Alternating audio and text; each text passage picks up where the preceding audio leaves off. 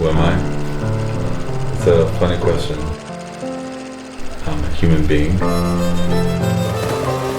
I'm a ball of energy, a lot of energy that's always moving through me. And I'm a part of a bigger energy field of the universe. So that's what I am. I'm Arya.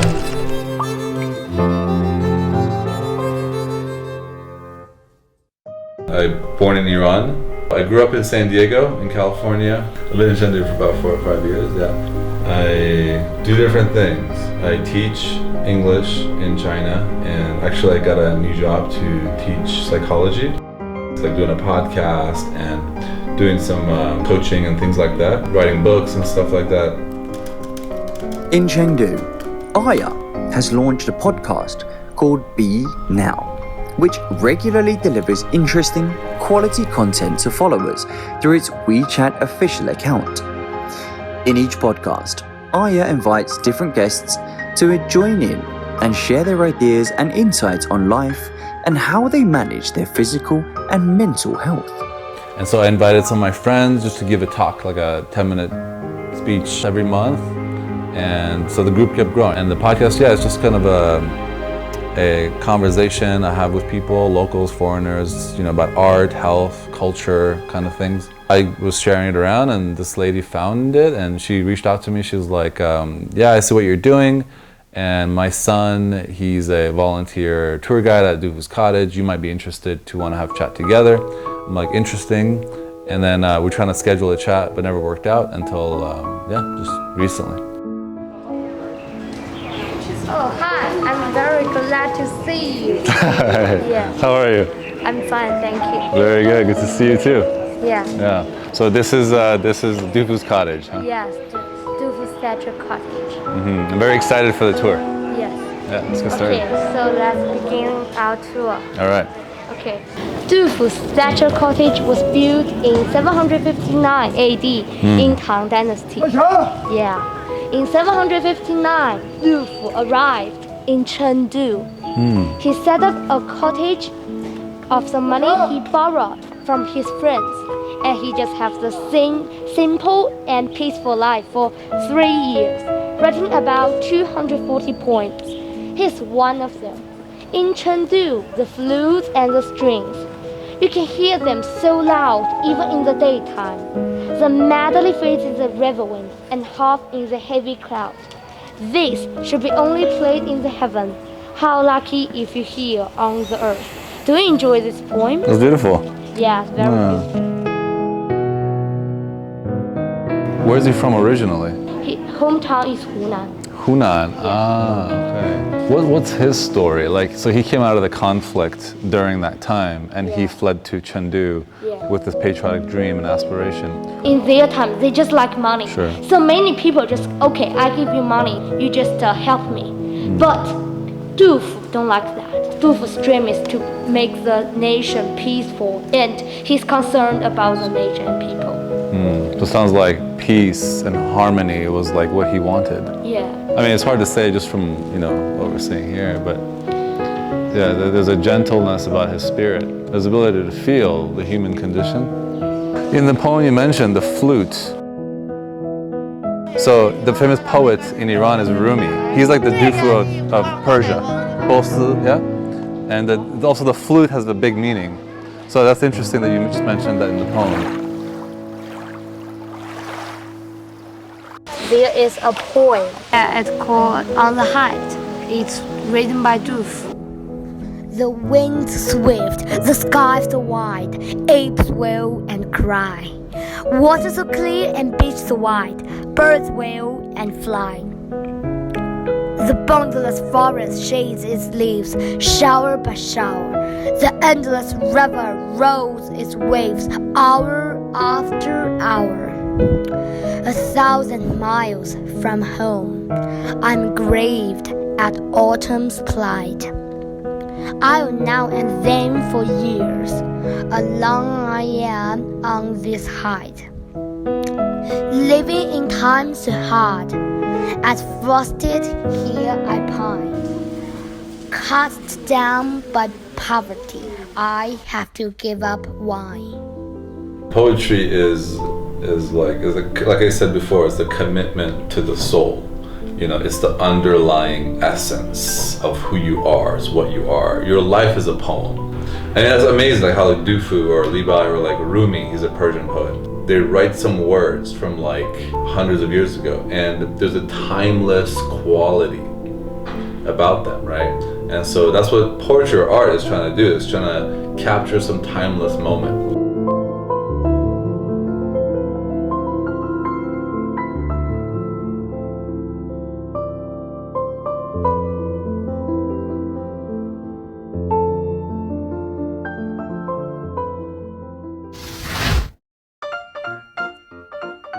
I have a love for comedy, like to be because a comedy is like you're trying to get something to its essence, and it can be funny. Chengdu comedy is like a group. There's some regulars, and I would go to the events a few times, and just the idea of going up to share a part of yourself with an audience, and it's a raw moment, you know, just being yourself.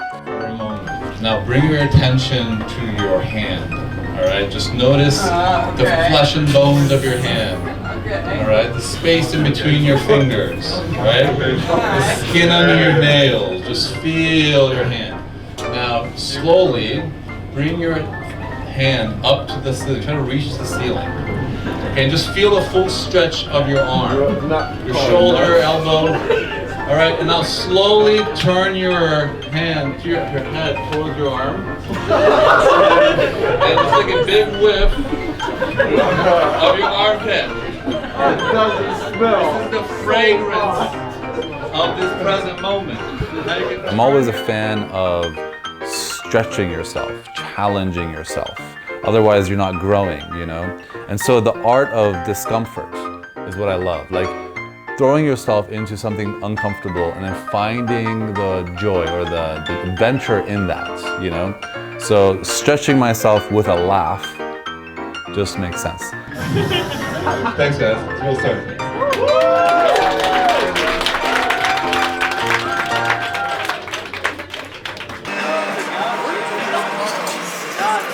How is it? It was fun. It was fun. The ceiling was a little bit too tall for the ceiling. It's always fun to try, make new mistakes, you know what I mean? The fact that there is a comedy scene in Chengdu, it shows that that energy is present. There's a lot of famous writers, poets, you know, Ernest Hemingway. Actually, Hemingway came to Chengdu at some point.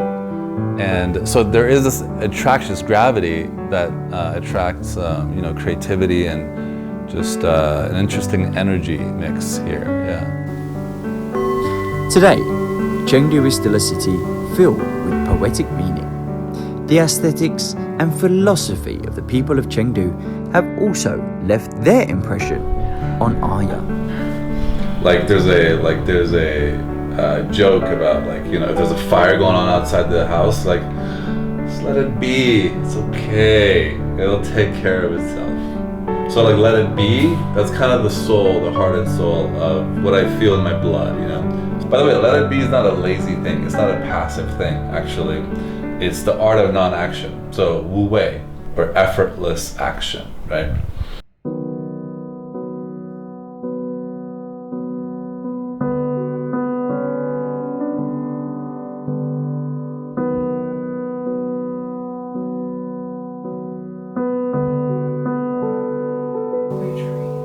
I mean, when I was a kid, like I said, I was really shy, and my 20s was like cycles of depression, just constantly, not knowing why. But I remember one day I was like in one of those depression periods, and I was in my room. I didn't want to leave the house, meet anyone. My mom's walking up the stairs, and then she just drops this book on my desk, just like slap on the desk. And I just turn over and I look at it. It's this book by Rumi, and it's about like his story and his poems. And it was the first book of him that I started reading. I was like, it started burning through my heart, burning through my brain, you know? It's about honoring the mysteries of the heart. Maybe that's a good way of thinking about poetry, you know? Because it's not something you can understand with your intellect. I was writing today. I like pieced together different poems I had written, I was trying to capture an eagle's eye view of my time as a human and while being in China. I called it Where We Heal. In many ways, I'm Iranian. In some ways, I am more. In many ways, I'm American. In some ways, I am more. In many ways, I'm Chinese. In some ways, I am more. In all the ways I am human keeps burning in my core. I aimed for Tibet some years ago to let go of my ego. I landed in Chengdu like an American eagle. I met a local girl who was an angel. I kissed her by the river. The mountains brought us together, and I fell in like a fool. I fell in all the way, deep down in a hole.